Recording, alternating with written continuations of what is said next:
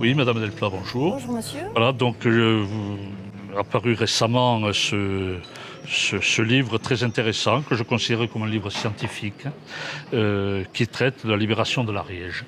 Et je vois que l'auteur est Claude Delplat.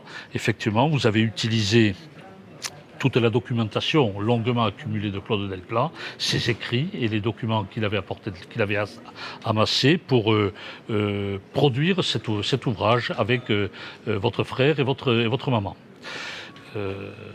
La question qui me brûle les lèvres, c'est pour quelle raison Claude Delplat, de son vivant, n'a pas écrit ce livre? Alors c'est une excellente question et j'aurais bien aimé qu'il le fasse de son vivant. Effectivement, ça m'aurait évité de le faire. Et donc mon père était correspondant du comité d'histoire de la Deuxième Guerre mondiale et il a ramassé de la documentation dans un cadre scientifique sur la résistance et la libération de l'Ariège pendant plus de 50 ans.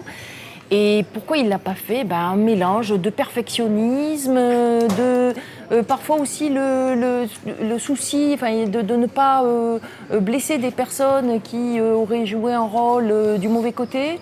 Et puis cette recherche effrénée de toujours la nouvelle documentation qui faisait qu'il n'arrivait jamais à finir. Mais on a fait le livre à partir de ces textes. C'est un puzzle. On a constitué un puzzle à partir de ces textes qui étaient parfois épars, mais surtout des chroniques publiées dans la Dépêche sur la libération de l'Ariège, des milliers de photos qu'il avait réunies et de son matériel d'exposition, les cartes, les organigrammes. Alors, comme vous le dites, effectivement, c'est un puzzle, c'est une sorte de compilation des textes que vous avez retrouvés, fort bien agencés. Moi, je trouve cette œuvre, est-ce qu'on peut la qualifier d'œuvre collective? Oui, dans la mesure où c'est l'œuvre de mon père.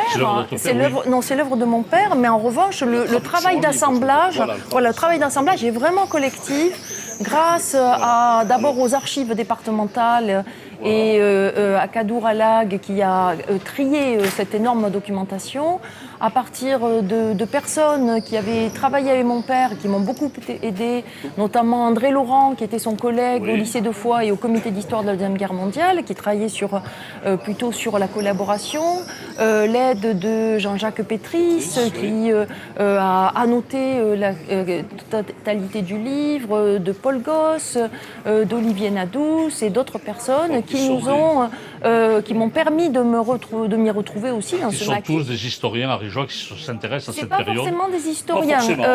André Laurent est un historien et d'autres, c'est vraiment des amateurs passionnés et extrêmement compétents. Bon, j'aime bien le terme d'amateur passionné. Voilà. Ça me convient parfaitement. Bon, il y a des sujets qui font controverse encore aujourd'hui. Je pense, peut-être à tort, que cette période n'est pas paisible, n'est pas apaisée en Ariège, parce qu'il y a toujours des survivants de cette période, de tous les camps. Donc, certains sujets, on évite trop d'en parler ou de les approfondir. Non, on n'a évité aucun sujet. Et alors, voilà, c'est la question que je vais vous poser. Avez-vous évité de parler de certains sujets? Aucun sujet, non.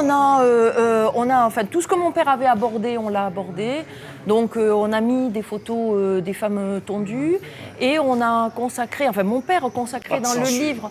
Non, pas de censure. En tout cas, pas dans ce. Moi, je n'ai fait aucune censure par rapport à ce que mon père avait traité. Et mon père, donc, sans parler des sujets qui fâchent, d'abord le point fort de son livre, c'est de montrer une résistance internationale avec les guerrieros espagnols. Il faut rappeler qu'on est quand même... Voilà, c'est quand même extraordinaire. On est une ville, Foix a été libérée uniquement par les guerrieros, et puis il y avait les brigades internationales du camp du Vernet. Et c'est assez unique en France.